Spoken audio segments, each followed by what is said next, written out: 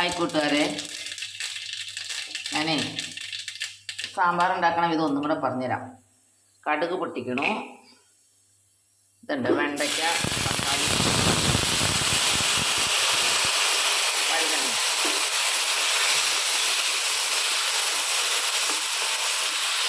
ഇവിടെ എല്ലാം കൂടെ കൂടി വഴട്ടാനിടുന്നു. ഇത് കുക്കറിലിട്ട് വേവിക്കാൻ പാടില്ല. പിന്നെ തേങ്ങ, ജീരകം എത്ര മതി, കുറച്ച് ജീരകം വെച്ചാൽ ജീരകത്തിന് ചുവ മുമ്പിൽ വരും. തേങ്ങ, ജീരകം, അരി ഇവ വറുത്ത് വെച്ചിട്ടുണ്ട്. പിന്നെ ഇതൊന്ന് അരച്ചുകൊണ്ട് വരട്ടെ കേട്ടോ. അരച്ചു കൊണ്ടുവന്നു. അപ്പോൾ ഇതിങ്ങനെ എന്താ വരണ്ട് വന്നു. അപ്പോൾ ഞാൻ ഈ അരപ്പൊന്ന് ചേർക്കുക.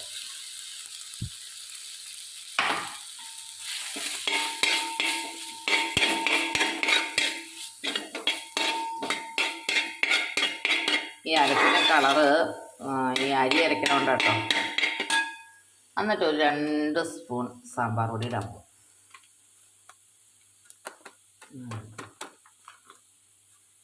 ബ്രാഹ്മൺസിൽ സാമ്പാർ പൊടി.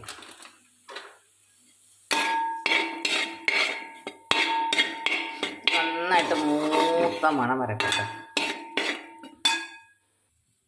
പരിപ്പും മുളക് പൊടിയും മല്ലിപ്പൊടിയും മഞ്ഞൾപ്പൊടിയൊക്കെ ഇട്ട് ഞാൻ കഷ്ണങ്ങൾ വേവിച്ച് വെച്ചിട്ടുണ്ട്.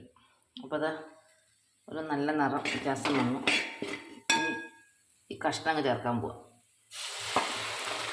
ഇതിനകത്ത് ഉരുളൻകിഴങ്ങ് ഇട്ടിട്ടില്ല കേട്ടോ. ഇതിനകത്ത് കൂടുതൽ ഇട്ടാക്കണത് മത്തങ്ങ, ചേമ്പ് ഇട്ടാക്കണം. ചേമ്പ് ചേർത്തൊരു അതാത് സീസണിൽ എന്താണോ കിട്ടണത് അത് ഉപയോഗിച്ച് വേണം നമ്മൾ സാമ്പാർ ഉണ്ടാക്കാൻ.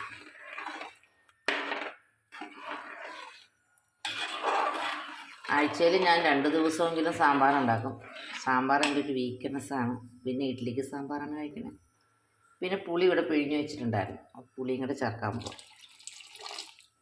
പുളിയും ചേർത്തു.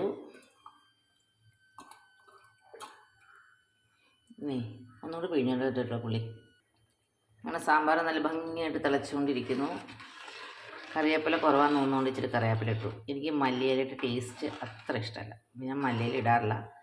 ആവശ്യമുള്ളവർക്ക് മല്ലിയില ഇടാം കേട്ടോ. ഈ അരപ്പെല്ലാം ചേർത്ത് പുളിയെല്ലാം ചേർത്തിട്ട് സാമ്പാർ ഒരു 5 മിനിറ്റ് തിളയ്ക്കണം. അപ്പോൾ നമുക്ക് ഇച്ചിരി കായവും കൂടെ ഇടാം. കായത്തിൻ്റെ ടേസ്റ്റ് ഒരു പ്രത്യേകത അല്ലേ. അപ്പോൾ വാങ്ങിക്കഴിയുമ്പോൾ മാത്രമാണ് മല്ലിപ്പൊടി ചേർക്കാവുള്ളൂ കേട്ടോ.